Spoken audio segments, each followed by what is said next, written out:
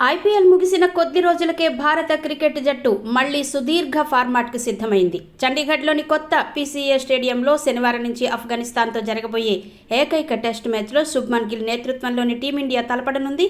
గత నవంబర్లో దక్షిణాఫ్రికాతో టెస్ట్ ఆడిన తర్వాత భారత్ మళ్లీ తెల్ల దుస్తుల్లో బరిలోకి దిగడం ఇదే తొలిసారి. సొంత గడ్డపై బలమైన రికార్డున్నప్పటికీ ఇటీవల న్యూజిలాండ్, దక్షిణాఫ్రికా చేతుల్లో ఎదురైన పరాభవాల నేపథ్యంలో ఈ కొత్త సీజన్ను విజయంతో ప్రారంభించాలని భారత జట్టు పట్టుదలగా ఉంది.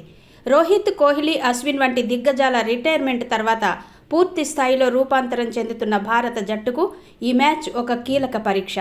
పైగా ఈ మ్యాచ్ నుండి జస్ప్రీత్ బుమ్రా, రవీంద్ర జడేజాలకు విశ్రాంతినిచ్చారు. స్పిన్ విభాగాన్ని ముందుండి నడిపించే బాధ్యత కుల్దీప్ యాదవ్పై పడగా, జడేజా లోటును భర్తీ చేసేందుకు ఆల్రౌండర్గా వాషింగ్టన్ సుందర్ సిద్ధమయ్యాడు. పేస్ దళానికి మహ్మద్ సిరాజ్ సారథ్యం వహించనుండగా, బ్యాటింగ్లో యశస్వి జైస్వాల్, కేఎల్ రాహుల్, సాయి సుదర్శన్, పంత్లపై భారీ అంచనాలున్నాయి. టెస్టుల్లో కేవలం 12 మ్యాచ్ల అనుభవమే ఉన్న ఆఫ్ఘనిస్తాన్ జట్టు భారత్కు గట్టి పోటీ ఇవ్వాలని భావిస్తోంది.